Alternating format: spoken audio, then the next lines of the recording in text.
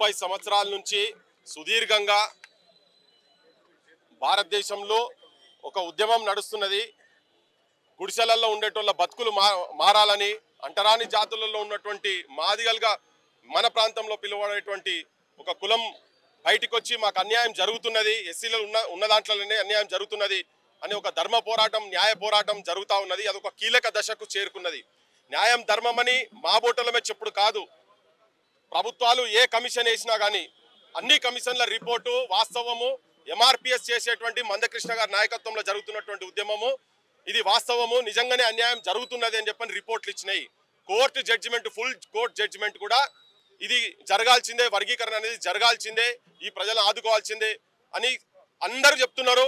ఏ రాజకీయ పార్టీ, నాకు తెలిసి మన దగ్గరనైతే ఏ రాజకీయ పార్టీ మేనిఫెస్టోలల్లా వర్గీకరణకు అనుకూలం కాదు అని ఎవరు కూడా బయటికి వచ్చింది మాత్రం లేదు. అందరూ అనుకూలంగానే ఉన్నారు. కానీ ఇప్పుడు ఈ దశకు వచ్చిన తర్వాత ముఖ్యమంత్రి కూడా అసెంబ్లీలో చెప్పిన తర్వాత, జడ్జిమెంట్ వచ్చిన తర్వాత అసెంబ్లీ చెప్పిన తర్వాత కూడా ఇప్పుడు ఎందుకంటే మళ్ళా ఆగుడు ఎందుకు ఆగిందంటే, కేసీ వేణుగోపాల్ అని ఒక పెద్ద మనిషి, కాంగ్రెస్ పార్టీ అధ్యక్షుని కన్నా పెద్ద ఆయనేమో మరి మాకు ఎరకలే, కానీ ఆయన ఒక ప్రకటన ఇచ్చిండు. ఆ ప్రకటనలో ఈ రేవంత్ రెడ్డి తెలంగాణ ప్రభుత్వం కూడా ఇది వర్తిస్తుంది, ఇది ఆపాల్సిందే, మేము చెప్పే వరకు ఇది అమలు జరగొద్దు అని చెప్పిన. అందుకనే ఇక్కడ సమాజం కూడా అందరు చూస్తున్నారు. కేవలం మాదిగ కులమే కాదు, ఇలా నేను మొత్తం సమాజానికి చెప్తున్నా, ఏ కార్యమైనా, శుభకార్యమైనా, శోకమైనా ప్రతి ఇంట్లలో మన ఇళ్లలో మాదిగ డప్పు లేనిది మనం ఏం ఫంక్షన్లు చేసుకోలేదు కనుక వాళ్లకు సంఘీభావంగా వాళ్ళ నోటికాడి బువ్వను చేతి ఇట్లా అన్నం లోపలికి పోతున్న టైంలో చేయి పెట్టి కొట్టే ప్రయత్నం చేస్తున్నారు కదా.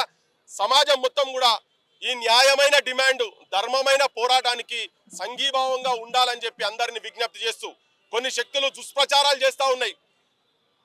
అంశాలను పక్కకు పెట్టి దాంట్లో ఉన్నటువంటి మెరిట్స్, డిమెరిట్స్ డిస్కస్ చేయకుండా వేరే వ్యక్తిగత విమర్శలు, నీ ముక్కు మంచిగా లేదు, నీ క్రాఫ్ట్ మంచిగా లేదు, నువ్వు వేసుకున్న అంగి మంచిగా లేదు, ఇట్లా రకరకాలుగా పిచ్చి స్టేట్మెంట్లు ఇచ్చి మాట్లాడుతూ ఉన్నారు.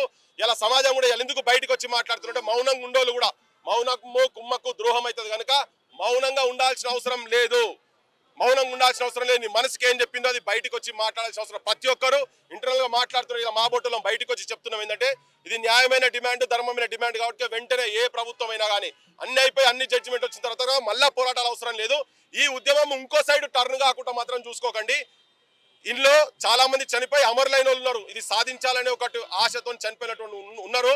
ఇంకా భవిష్యత్తు అటు జరగకుండా ఇది మీరేదో అనుకోని ఇది ఆపితే ఆగుతుందని మాత్రం భ్రమ. మీరు ఇప్పుడు సమాజం మొత్తం ఎంఆర్పిఎస్ కు అండగా ఉండి రిజర్వేషన్ కు అమలయ్యేదాకా కొట్లాడేందుకు సిద్ధంగా ఉన్నదని చెప్పి సమాజాన్ని కూడా విజ్ఞప్తి చేస్తున్నాం. కేవలం వీళ్ళే కాదు, ఇలా నేను మొదటి రోజు చెప్పినాం, మేము మా డప్పు 1,01 డప్పు ఇంట్లోకెళ్ళి బయలుదేరిందని చెప్తున్నాం. ఇలా వచ్చి కొట్టినాం.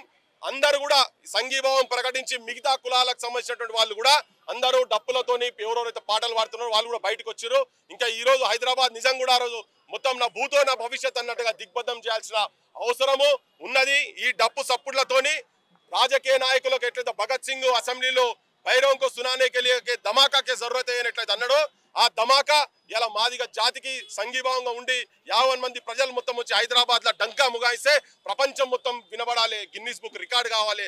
ప్రపంచం మొత్తంలో ఇంత మహత్తర పోరాటము నెల్సన్ మండేలాలు ఇటువంటి వాళ్ళే కాదు, ఇక్కడ కూడా ఈ ప్రాంతంలో కూడా జరిగిందని చెప్పి ఘంటాపదంగా చెప్పాల్సిన అవసరం ఉన్నదని చెప్పి విజ్ఞప్తి చేస్తున్నా. Thank you.